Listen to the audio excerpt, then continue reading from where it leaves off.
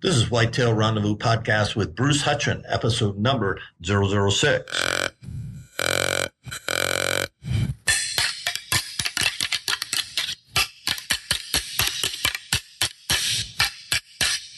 Welcome to Whitetail Rendezvous Podcast, where it is all about whitetail deer hunting tips, techniques, and the stories so you can become a more successful whitetail deer hunter. And now your host, Bruce Hutchin. We have a very special guest today, Leah Manth. Her father, John, and her brother headed up north on a hunt of a lifetime with Bob Folkrock and ended up the season last year with a hunt on his brother's whitetail ranch down in Texas. Leah has some medical issues that she's overcome, and as a 10th grader, she sure knows how to shoot. Welcome to another episode of Whitetail Rendezvous. This is your host, Bruce Hutchin. Today, we're very privileged to have a courageous young lady, Leah Manth, who's going to share a story that I hope you listen to and understand that no matter what challenge you may have, you can persevere. Not even persevere. You can get out into the outdoors and enjoy all the pleasure, the fun, the challenge, and understand the commitment that it takes to be successful in the outdoors. Leah, welcome to the show. Oh, thank you for having me on. Let's talk about, right off the bat, your medical condition, the amount that you choose to share. I'm 15 years old, and when I was 7, I was diagnosed with a rare genetic disorder called neurofibromatosis type 2. You can call it NF2 for short. It's where people with this disorder, they lack a protein that other people have, and without that protein, tumors they grow on your spinal cord and in your brain. And I have many tumors are migrated on my spine. In the past 8 years, I've had 9 major surgeries, with the 10th one coming up. I have right-sided hearing loss. I have a hearing aid. Right-sided facial paralysis. I have numbness on my left shoulder and on my foot. I have a spinal fusion, and I've had about 2 years of chemotherapy now. And it's been a lot that I've been through, but there's been some things helping me, and one of those was definitely hunting. Let's talk about what it's meant to you to meet some of the people in the outdoor industry, go on some hunt, and I know you've got some great stories. I've seen the pictures of your caribou, your bear, the whitetail you've taken. So let's talk about how that hunting experience has helped you overcome these illnesses. Just being hunting is one thing that definitely helps to overcome, your medical condition. When you're in the woods, I never once think about any of my surgeries or any of my disabilities that I have.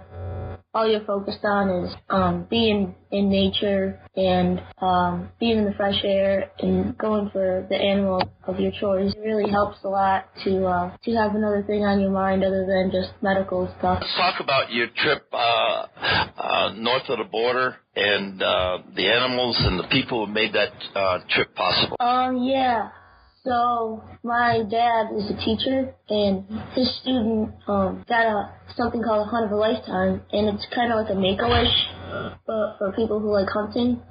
So I got chosen for a hunt of a lifetime, and we talked to this lady named Tina and some other people, and they really helped us out. They gave us a lot of information, and they told us that they would send us up to Quebec on a caribou and black bear hunt. And so we went up there and to the Leaf River Lodge. It's the farthest north that you can get pretty much in Quebec. Remy, our guide, really helped us out a lot too, and without him we would have never gotten the experience that we got with the black bear and the caribou. Talk about your journey getting from where you live and traveling, and did you take guns or not guns, and talk about what it took to just get to camp. Well, camp was very remote, and it took us, it was quite an experience to just even get there. We had to wake up early in North Tonawanda, which is like a small city between Buffalo and Niagara Falls. We had to get up and then drive to Montreal. And in Montreal, we met this guy and Roger, and he weighed our gear and everything. And then we stayed in the hotel that night, board a plane for board a bus, for like a 45-minute bus ride to the airport. Took a cargo plane 2.5 hours north, and then sit in like a little trailer that was supposed to be an airport. It was like in a little Indian village. It was pretty cool just to be there. And then we took seaplanes like in the water, and we drove about a 3-hour fly north. So it was like 5.5 hours just in a plane to get there, and we landed in the river, and all the guides were there waiting for us. When we got there, it was just incredible just to see everything. Just so some people know, I think you flew into Kuja Walk. Is that correct? Yeah. And ladies and gentlemen, just go to Montreal and go 1,000 miles or so north, and you'll get to this Inuit village that a lot of people pass through on the way to hunt caribou. And just that trip alone is arduous. Throw on the challenges that Leah and her brother joined her. And John, were you there also? Yes, I was. There was 3 of us there. And listeners, John is her dad, and I wanted to bring you out, John, because you graciously gave Whitetail Rendezvous permission to interview your daughter today and share some real personal stuff. But it's what you're doing as a family that truly makes a difference. And for Leah, again, her courage and her dedication and commitment to getting out into the outdoors is extraordinary. And talk to me about Bob Folkrod. Oh man, Bob Folkrod. Well, we're always used to watching him on TV. We never thought we'd meet this guy in our lifetime. And the morning in Montreal when we got on the bus, we actually sat next to Bob and his cameraman, and we started talking to the cameraman, Andy, and he's like, oh yeah, we're filming a show this week. So, and then it was actually cool because we shared a seaplane with Bob and his cameraman and his nephew, actually, Jim. Bob is he's the best hunter like ever. He shared a lot of tips with us, a lot of stories. He always had something to tell us, and so informative. He was so happy when I got my first bear, and he was like, he's probably killed 100 bear in his lifetime. He could have cared less, though. He focused on what, like, I got one. He was so happy, and he took pictures with me, and he signed everything for me. But like, he was more than a celebrity, though. He was more like our best friend. Let's talk about some of the funny stories that he has shared and some of the lessons learned. I know in the warm-up you shared about what Bob said about survival gear. So just let's unpack that a little bit and camp around this and talk about what Bob Folkrod shared with you. Yeah. So in the camp there was this little like place with like a TV. So every night Bob, my brother, my father, and I always watched the movie with him, and he would talk through the whole thing, and we would probably talk through the whole thing too. He told us all these stories about when he was a guide, and he taught us a lot of stuff too. He said that whenever we go in the woods, we should be prepared to spend a night. Always have matches, a knife, a compass, food, water. Always have a plan of where you're going. Tell people where you're going. Have a phone or a communication device with you. Like, you should always be prepared for the worst. Hopefully it's not going to happen, but you never know when something can happen. Prepare for the worst, and if you've spent any time outdoors, if you've gotten back in the wilderness, it can happen at any time. And the thing that makes a difference between you getting rescued or walking out the next day is preparation. And what are some of the key things you just mentioned? Matches and other gear. Did he say anything about mental preparation? Yeah, he said always have a first aid kit with you. Have something that, like maybe a little book or something in case you don't know about a certain animal that bit you or a certain cut that you have. You really want to know where you're going to. Like, if you're not familiar with the area, probably don't go, or don't go alone at least. Always hunt with at least 2 other people, probably. It's more about preparing yourself for what you're getting into, and like, not even preparing yourself for survival, but looking up and getting the information on where you're going key to. I'm going to give a shout out to Peter Kummerfeld, CEO of Outdoor Safe. If you just Google Peter, you'll find that he writes a column for Wild Sheep Foundation, and Peter was one of the top survival experts for the United States Air Force. I've had the pleasure of sharing some camps with Peter, and listeners, take some time, just Google Peter Kummerfeld and learn some of his lessons. And so that's a shout out for Peter Kummerfeld, Outdoor Safe. Leah, let's go all the way from Quebec. Let's head down to Texas. Tell the story about your nice white-tailed deer that you got proudly hanging up on your wall. Yeah, so Bob Folkrod, his nephew Jim, lives in Texas, and he owns a ranch called LJ Blessings in South Texas, and so we never thought it would happen, but Bob and Jim were talking to us at Quebec, and they were like, oh, we'd love to have you at Jim's ranch, and maybe your brother and you can shoot a deer.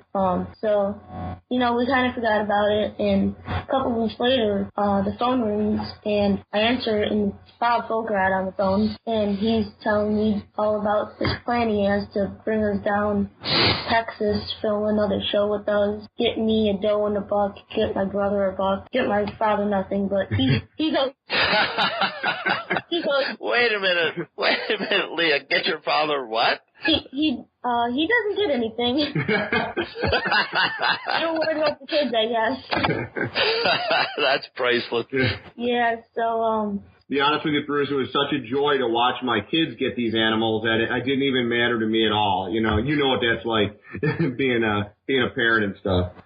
You bet. Yeah, so we took a plane to San Antonio, Texas, and then we got a rental car and drove for 2 hours to this ranch, and it was in the middle of nowhere, and Bob's nephew Jim was waiting for us in like a Polaris. So he took us to the lodge, and there was Bob and his cameraman just waiting for us there, and so we met Bob again, and it was nice to see him. We met his new cameraman Nathan, which was pretty cool, and I actually got to use Bob's gun that week, so that was cool too. For the doe and the buck, I was using like a professional hunter's gun, and we were testing a new ammunition too, so that was pretty cool. Who is the manufacturer, one of the gun and the ammo? Let's give them a shout out.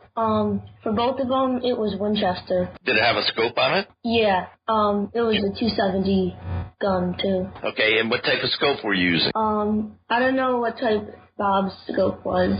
It was like this high-tech thing. Was it variable? Like a 3-9 or 2-8? Yeah, it was very, yeah. A 3-9? Yeah. Okay, so now at your ranch, now how big is the ranch that Bob's nephew has? It was about 1,000 acres. And how is it set up for hunting? Oh, well, he has many food plots out, and he has feeders for them, and water pits, and he has platform stands that are scattered out, 25 of those for both bow and gun. And before you go hunting, he actually spreads corn out for we're gonna try to shoot the deer, but his ranch is just packed with deer. It's amazing. So tell us, the first day, I think you said you were going after your doe the first time? That's correct. So let's tell us about the hunt. You wake up, have breakfast, and then what happened? Well, actually, it was that evening that we arrived that they took us right into the brush and everything, right in the platform stand. My brother didn't come with it. He was with the owner, Jim, in another stand. But we waited for a while, maybe like 20 minutes, and we were surrounded by deer. And then like a half hour and 40 minutes went by, and this doe was coming in on us, and Bob was like, so that's the one you're going to take? And, I shot it, and it ran like maybe 10 feet, maybe 15 feet, and of course it landed right in the middle of like the cactus bush and brush, so we had to go in there and get it. And just Bob was so excited though to see me with just a little doe. It was my first deer that I've ever killed, my third species, and he was just beyond excited. So then you came back, took care of the deer, had dinner, and then what happened the next day? Well, the next day, we went out. It was Bob, Jim, the cameraman, and me. There was no room for my dad and my brother, so they went in another stand. But we didn't have to wait too long, actually, for the deer to come in. And then we saw my buck, and he was just huge. And there was actually another buck there that was about the same size, maybe a little bigger. But my buck was the dominant buck, so there were like all these families of deer. And right before I was going to shoot it, actually, Bob was like, hold on, they're gonna fight. And all of a sudden they started fighting with each other, and every other deer ran away except for my deer. He came back, so he was standing perfectly broadside and just came out behind the cactus, and I dropped him. Tell us about the deer. How big was that deer? He was a 12-point, about 145 inches forward. Yeah, he was very old. How old did Bob or Jim say he was? About 8.5, maybe 8 years old. So, listeners, here's a young gal, first whitetail hunt. Yes, she was on private ground. Yes, they managed it for deer. But she had an opportunity to take a deer that it might be a few days, a few years before she sees another one. And she did it because she had great people behind her, great support. She's the person that pulled the trigger. So, Leah, how did you learn to shoot? Well, actually, my father was in the Air Force, and he was a firearms instructor, so he's very familiar with guns. And he belongs to a club, Niagara Sportsman's Range. And so he took me, before my big Quebec trip, he took me like 20, 30 times. And the first couple of times, like, he just sat down with me and taught me all the safety aspects of the gun, taught me how to clean it. And then he taught me how to control my breathing when I was shooting, sighted in. He was really the aspect of that the reason that I could be a good shot. We got a lot of time in at the range. So how many shots do you think before you went on your first hunt up to Quebec?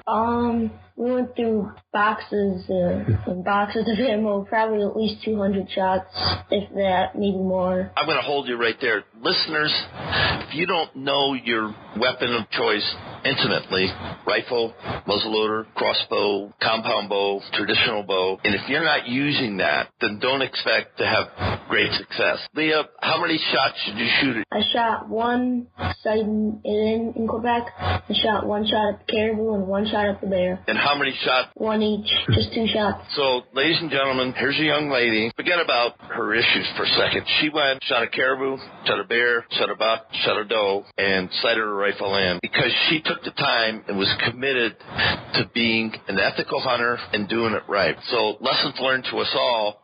Spend the time you need on the bench, on the target range. Be prepared to do what you need to do as humanely, and ethically as you possibly can. And if it's not the right shot, don't take it. Would you agree with that, Leah? Oh, absolutely. Especially like in bow season. If it's too far away, just don't take the shot. Better be safe than sorry. You don't want something out there being wounded and you'll never find it. And you might as well just, if you see a young one, I know it's exciting, but just let it get bigger and take a smart shot. Bruce, can I tell a quick story? You bet. So when we got to the Leaf River, the first thing they did after we unpacked was they asked all the hunters to go behind the camp and sight their guns in. I think the guides wanted to see and make sure that the guns were sighted in and what kind of shooters we had.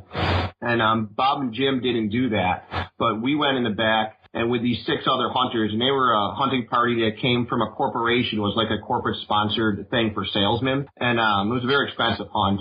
So they went back there, and they had these really expensive guns, and they all shot first, and then the guide drove his four-wheeler down, and there was just like a piece of wood down there, and he set a target up at 100 yards.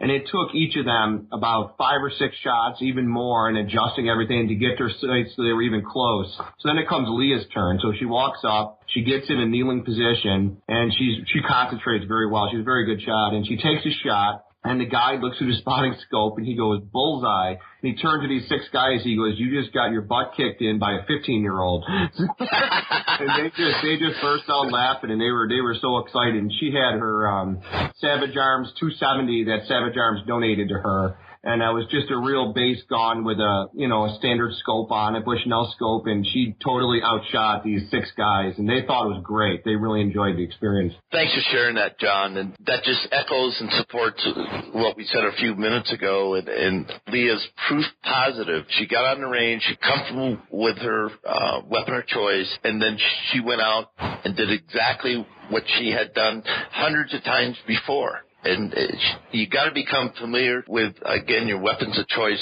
listeners. And you can go out and do what you need to do.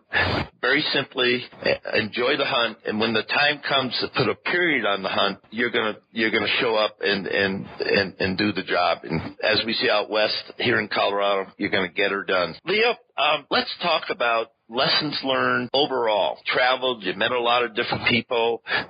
You've seen film. What are some of the takeaways that are going to stay with you for the rest of your life? Well, honestly, hunting is all about making memories. And I learned that you're not with family and friends and people that you love. It's not going to be the same. Hunting for us is a big part of our lives, but we only do it with family, make a lot of traditions, and make a lot of memories. And I learned that you just have to be with the people you love. And, yeah. Now, did you guys take a lot of pictures, photos in Quebec and down in Texas? Oh, yeah, we took thousands of photos. We were so excited. That's great. And did you take photos? I've seen a couple of photos of not just the harvest, but of the camp and those type of things. Oh, yeah, the scenery in Quebec, camp, the cabins. We took a lot of photos of the lodge in Texas. It was just incredible, the sights that we saw. I'm going to give a shout out to Judd Cooney. I spent a day with him this week, and I'll send you the target that I ended up with. Judd is the owner, outdoor, and an iconic outdoor writer, and he said, Bruce, what I've learned in my 50-some years of being in the business is that you got to take enough pictures to tell a story about the hunt. It isn't just the quintessential hero photo. It's about the whole journey. And listeners, just think about the next time you just walk out to the same stand you've been going to for, season after season, and start taking pictures about the journey. Your bunkhouse, the campfire, wherever you stay, and then the land you hunt, the people you meet. Tell a story with your photos. Yeah, we want to see that buck on the ground or the elk or whatever you harvest. Sure, that's an important part of the whole experience. But the experience, and Leah said it, she couldn't say any better. It's a tradition of the hunt. It's family and friends. Would you agree to that, Leah? Absolutely. So we're at the time of the show right now, Leah. It's an open mic. John, you can jump in also. But if you want to give shout-outs to Bob Folkrard and Jim, the different people, I know Cabela stepped up for you. So just give a shout-out to the people who have supported you thus far in your journey as a huntress. Yeah, that's quite a bit of people. Definitely. Well, keep it just a couple of minutes. I know you're going to leave somebody out. So what I always say, I'll say the disclaimer for you. There's so many people to thank that Leah's just going to do the ones that she can remember, and we apologize up front for anybody that we missed. Yeah, that's right. So definitely Bob Folkrad and Jim Folkrad, big supporters, and just again, LJ Blessing, Sid Ranch, look it up. My guide Remy in Quebec, he was a huge part of that experience. My dad, absolutely. My brother Chris, my uncle Dave, my cousins Michael and Justin, my best friend Kelly Nichols. She's been there for me through everything. And Jeff Yowie, our family friend, introduced us to AJ and Tom and Art and Jonathan. They took us turkey hunting. I want to thank Bellows, Nosler, Ammunition, Savage Arms, Ton of Lifetime for the most part. And I'm sorry if I missed anyone, but I think that's everyone I can thank. Well, Leah, you're an amazing young lady, and I'm just proud that you took the time, and John, your dad, let you come on the show and just share the beginning of your journey. You got a long way to go, and I'm excited to stay in touch with you as the hunting seasons come and go and hear your stories. So I look to have you on the show at least once a year and just recap what you did the previous year and stay abreast of you. And folks, July 29th, Leah's going to Boston. Yeah, John would appreciate it, and Leah would appreciate it. John, go ahead. No, yeah, she's having a tumor removed from her throat, actually next to her vocal cords. It's a real sensitive area, so we're kind of on edge about this. She has so many different deficits from her neurofibromatosis, and we're hoping for the best. And we've got a really good team of doctors there, and we think everything's going to be fine. But if people can just keep us in their thoughts, we'd appreciate it. This has been a great, fantastic episode of Whitetail Rendezvous. So, John and Leah, thank you so much for being on the show. Thank you for having us. Yeah, thank you. As your host at Whitetail Rendezvous, I want to thank each and every one of you for spending your time with us today. I look forward to sharing with you in the next episode more whitetail hunting tips, techniques, and stories. Until then, keep the sun at your back, the wind in your face, and always be patient. If you have any tips, comments, or suggestions, or what we can do to improve, because we're here to serve you, let us know. Thanks for listening to Whitetail Rendezvous Podcast at www.whitetailrendezvous.com.